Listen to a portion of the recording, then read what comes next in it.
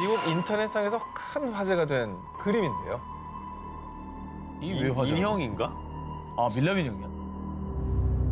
눈이 움푹 파인 인형 옆에 서 있는 무표정한 소년. 그리고 그 뒤 유리창 너머로 보이는 여러 개의 아 깜짝. 아이씨. 저 손. 손이다. 손이잖아 손. 이거 이렇게 한 거. 자, 이 그림은 2000년 2월 소년을 밀어내는 손들이란 제목으로 미국 경매 사이트에 올라왔는데요. 이 그림이 화제가 된 이유는 판매자가 남긴 미스터리한 메시지 때문이었습니다. 이 그림을 구입한 후에 발생하는 문제들에 대해선 저희는 아무런 법적 책임이 없습니다.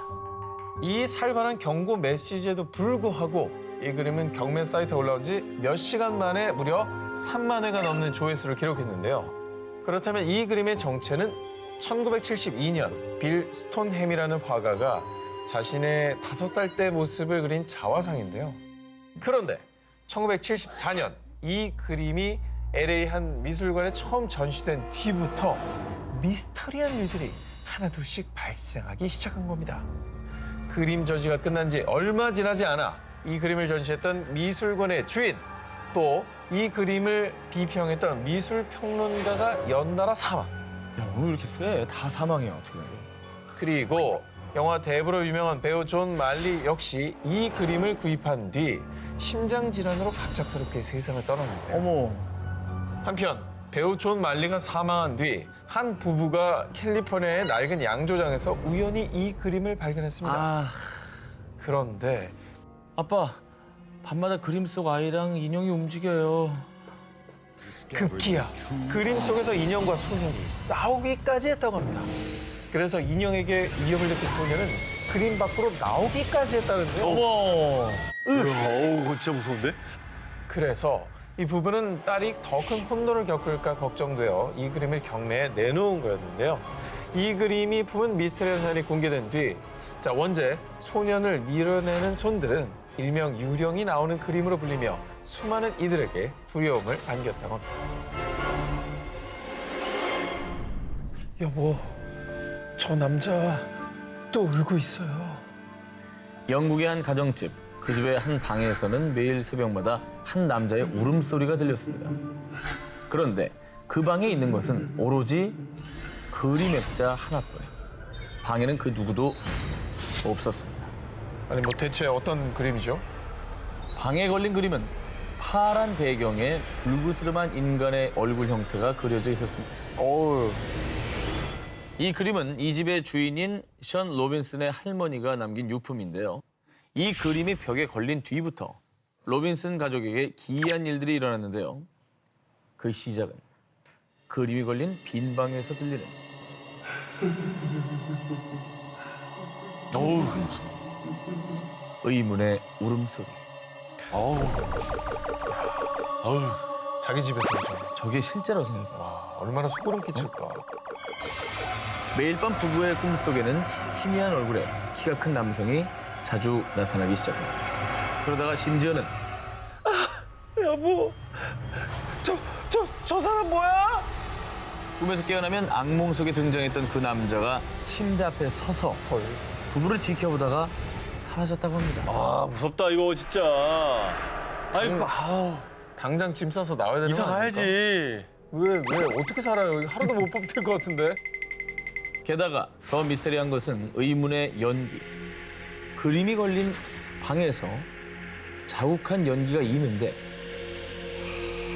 연기 막 움직여. 야, 이거 어떻게 받아들여야 되냐? 이 연기 속을 지나가면 극도의 한기까지 느껴졌다고 합니다. 뭐야. 심지어는 방문이 저절로 닫히는 모습까지 포착이 됩니다. 진짜? 오! 그런데 말입니다. 그때 로빈슨의 뇌리를 스친 것이 있었으니 오래전에 할머니께서 그 그림을 보며 한 말. 이 그림에 화가의 피가 섞여 있다더구나. 실제 피가 말이야. 심지어 이 화가는 이 그림을 완성한 뒤 스스로 생을 마감했다고 했는데요. 아, 뭐야. 아니, 그걸 왜 이제야 기억해? 되게 중요한 말이구만. 이유를 정확히 알 수는 없지만 그 이후로도 계속 가족들에게 불미스러운 일이 일어나자 결국 로빈슨 부부는 할머니의 유품인 그림을 다시 지하실 깊숙이 숨겨두었다고 합니다. 새벽마다 울부짖는 미스테리한 그림. 지하실에선 지금도 그 울음소리가 들리고 있을까요? 파라노멀 액티비티의 시사회를 관람한 관객의 반응입니다. 이건 심리적인 공포 체험이에요. 잠잠한 바다에 갑작스레 찾아오는 파도와 같은 공포예요. 라는 후기가 줄을 이었습니다. 그런데 그 입소문보다 먼저 이 영화를 알아본 이가 있었으니 바로 흥행의 귀재 스티븐 스필버그 감독이었습니다. 이 영화를 집에서 관람하던 중에 이상한 기운을 뭐랄까 감지했어요. 실제로 스티븐 스필버그 감독은 영화를 보다가 기이한 일을 겪었는데요. 감독에게 받은 파라노멀 액티비티 DVD를 집 침실에서 보던 중 방문이 잠겼습니다. 아무리 해도 열리지 않자 급기야 열쇠 수리공을 부르는 일까지 있었습니다. 영화 속의 실제 초자연적인 현상을 직접 겪게 되자 이 영화 대박감이다 라고 생각을 했고 단숨에 판권 구매를 결정한 거였다고 합니다. 자, 그리고 스필버그의 예상은 딱 들어맞았습니다. 단돈 15,000달러, 약 1,600만 원의 초저예산 제작비를 들여 무려 2억 달러. 와, 2,200억 원에 가까운 수익을 냈죠. 스필버그 감독, 아니 전 세계를 사로잡은 다큐멘터리 형식의 파라노멀 액티비티. 자, 연인 미카와 케이티는 동거 중인 커플인데요. 매일 밤마다 집에서 정체불명의 소리가 들려오고 침실 문이 저절로 닫히는 등 기이한 현상들을 겪습니다. 결국 그 둘은 이 심령 현상을 파헤치기 위해서 집의 곳곳에 비디오 카메라를 설치하는데요. 시간이 갈수록 강도가 심해지는 현상들.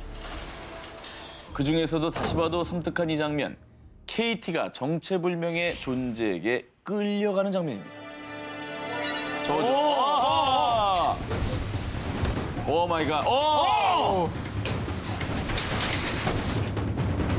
하지만 결국 미카는 시신으로 발견됐고 케이티는 행방불명되었다라는 자막으로 끝이 납니다.